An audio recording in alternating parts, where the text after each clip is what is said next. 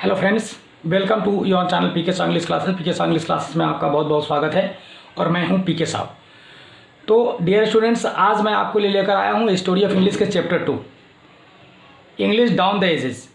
आपने, मुझे आशा है कि आपने इससे पहली चैप्टर जो पढ़ाई हुई थी वो आपको अच्छी तरह समझ में आ गया होगा। और आज मैं आपको पढ़ाने वाला हूँ जिन भी स्टूडेंट्स का चैप्टर 2 स्टोरी ऑफ इंग्लिश का छूट गया है वो प्लीज़ पूरे वीडियो को देख लीजिए। आपका जो है कि चैप्टर 2 से रिलेटेड जितने भी शॉर्ट क्वेश्चंस आते हैं या MCQ यानी मल्टीपल चॉइसेस क्वेश्चन जो आते हैं वो आपका जो है कि सोल्व हो जाने वाला है। तो चलिए टाइम को वेस्ट ना करते हुए इस चैप्टर को शुरू करते हैं। अगर आपको इस चैप्टर में पढ़ाए गए कंटेंट्स आपको अच्छे लगे तो प्लीज़ लाइक या सब्सक्राइब करना नहीं भूलिएगा। तो चलिए शुरू करते हैं। इंग्लिश डाउन द एज यानी कि इंग्लिश का आरंभ, यानी कि आरंभिक इंग्लिश यानी शुरुआती इंग्लिश। तो द इम्पोर्टेंस एंड यूजेस यानी कि महत्व और प्रयोग ऑफ इंग्लिश का लैंग्वेज, भाषा का। Importance and usages of the English language यानी इंग्लिश भाषा का प्रयोग और usages in our modern and globalised world यानी कि आधुनिक और वैश्वीकृत जो है कि इस दुनिया में क्रिएट्स द इम्प्रेशन, एक ऐसा इम्प्रेशन, ऐसा प्रभाव जो है कि क्रिएट यानी उत्पन्न करता है दैट कि it is the language spoken by the maximum number of the people all over the world. ये ऐसा एक प्रभाव जो है कि क्रिएट करता है जहाँ पर जो है कि मतलब कि maximum number of people all the world, माने दुनिया के ज़्यादा से ज़्यादातर लोग जो है कि इंग्लिश को बोलते हैं।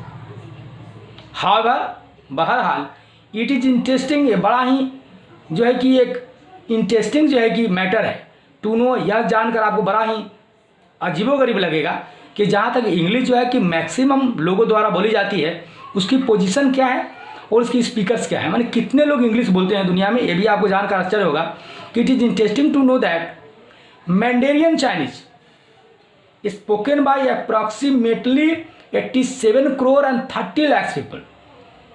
जबकि हम सब जानते हैं कि इंग्लिश एक ग्लोबल लैंग्वेज है, फिर भी जो है कि विश्व में सबसे ज़्यादा बोले जाने वाली भाषा है मैंडेरियन चाइनीज, जिसको कम से कम 87 करोड़ 30 लाख लोग बोलते हैं।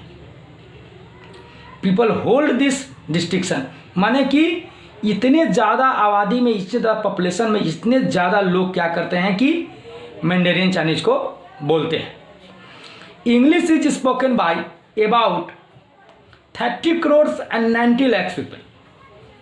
और महज इंग्लिश बोलने वाले पॉपुलेशन का आबादी है टोटल 30 करोड़ और 90 लाख। अब आपके मन में सवाल आ रहा होगा कि इंग्लिश तो एक वर्ल्ड लैंग्वेज है, फिर भी जो है कि मैक्सिमम लोग मैंडेरियन चाइनीज क्यों बोलते हैं? तो इसीलिए कि चाइना में अदर लैंग्वेज का इंपॉर्टेंस है ही नहीं। इंडिया में देखिए अलग अलग स्टेट्स का अलग अलग लैंग्वेज है। हर स्टेट्स का आदमी बिहार में बिहारी बोलते हैं, बंगाल में बंगाली बोलते हैं, महाराष्ट्र में महाराष्ट्रियन बोलते हैं, है ना, जो है कि आपको साउथ में तेलुगु बोलते हैं। तो इंडिया एक बड़ा लार्ज कंट्री ज़रूर है, यहाँ पॉपुलेशन भी जो है कि 1 अरब 35 करोड़ का है, फिर भी यहाँ पर अलग अलग स्टेट में स्टेट वाइज लैंग्वेज, माने अलग अलग जो है कि यहाँ पर स्टेट वाइज लैंग्वेज है, क्षेत्रीय भाषा है। इसलिए इंडिया एक बड़ी पॉपुलेशन होल्ड करने के बाद भी यहाँ पर लोग क्या करते हैं कि हिंदी नहीं बोल पाते हैं। लेकिन मैंडेरियन चाइना में क्या है कि चाइना में मैक्सिमम लोग का अपना एक ही लैंग्वेज है, वो है मैंडेरियन चाइनीज। अब आते हैं यहाँ पर, दो इट इज लैंग्वेज, यद्यपि यह भाषा है which has it presence in all parts of the world, पूरी दुनिया में इसकी मौजूदगी है। दुनिया के हर कॉर्नर में इंग्लिश बोली जाती है एंड इस power is failed the world over, और इसकी शक्ति भी पूरी दुनिया में व्याप्त है। यानी कि आप लोग को कुछ भी करना है, डेवलप करने हैं, हायर एजुकेशन लेना है, जो भी करना है, आपको जो है कि यहाँ पर इंग्लिश जानना जरूरी है। लेकिन फिर भी इतने विस्तृत रूप से इंग्लिश का क्षेत्र होने के बावजूद भी इंग्लिश जो है कि महज 30 करोड़ 90 लाख लोगों द्वारा बोली जाती है। अब आते हैं हिंदी के बारे में। Hindi is the third in the terms of the number speakers, और हिंदी बोले जाने वाला माने कि फर्स्ट में तो मैंडेरियन चाइनीज आ गया, सेकेंड में इंग्लिश आ गया और थर्ड प्लेस मिला है हिंदी का। Hindi in the third in the terms of the number of the speaker, यानी कि वक्ता जो है कि हिंदी भाषा का तीसरे स्थान पर है इन द वर्ल्ड, दुनिया में। यानी कि फर्स्ट पोजीशन पर कौन है तो मैंडेरियन चाइनीज, सेकेंड पर कौन है तो इंग्लिश और थर्ड पर कौन है हिंदी।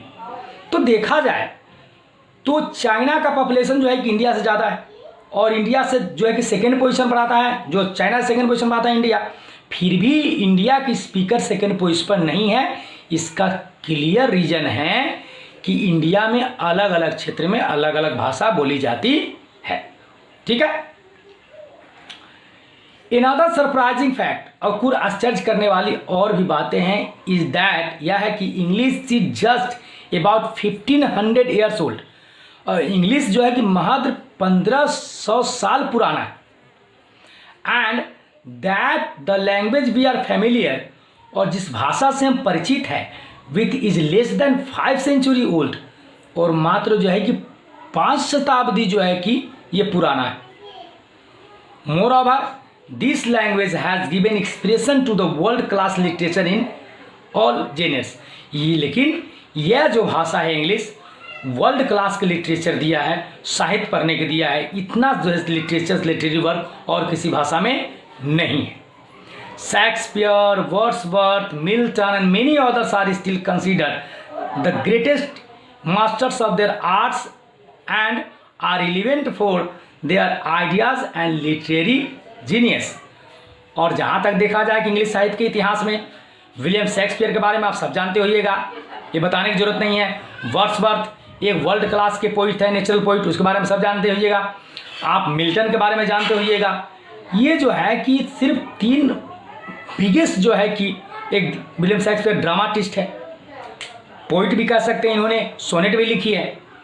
वर्ड्सवर्थ पोइट है, मिल्टन भी एक पोइट है। ये वर्ल्ड क्लास का जो है कि 3 मोस्ट इंपॉर्टेंट फिगर आपके सामने रखा गया है और कहा गया है कि इन्होंने बहुत सारी जो है कि अपनी जो है कि क्रिएशन, अपनी जो है कि बुक्स जो है कि यह जो है इंग्लिश साहित्य को दिए हैं। और ऐसे बहुत सारे हैं, स्पेंसर हैं, आपको डब्ल्यू बीट्स है और बहुत सारे हैं, आप जानते होइएगा। इन्होंने मिलकर इंग्लिश साहित्य के इतिहास को बड़ा जो है कि एक एरिया दिया है। ऐसा जो है कि लिटरेचर और किसी भाषा में जो है कि उपस्थित मौजूद नहीं। The following facts will enable you, नीचे कुछ तथ्य है जो आपको योग्य कर देंगे टू अंडरस्टैंड, समझने के लिए, द रीजन, उस कारण को, विच हैव ट्रांसफॉर्म, जो निर्माण करती है, the once humble East Midland dialects to the positions of unparalleled है ना ग्रेटनेस इन आवर टाइम्स। आपको नीचे कुछ तथ्य बताए जा रहे हैं जिससे आपको बिल्कुल पढ़कर स्पष्टीकरण हो जाएगा कि किस तरह से जो है कि ईस्ट मिडलैंड डायलेक्ट्स है ना पोजीशन पकड़ा, जो आज तक जो है कि इंग्लिश को उठाकर ऊपर लाया है। अब हम सीधे आ जाते हैं यहाँ पर period in the history of English. English साहित्य के इतिहास के अलग अलग 3 अवधि में बांटा गया, 3 भागों में बांटा गया, उस पीरियड के अनुसार।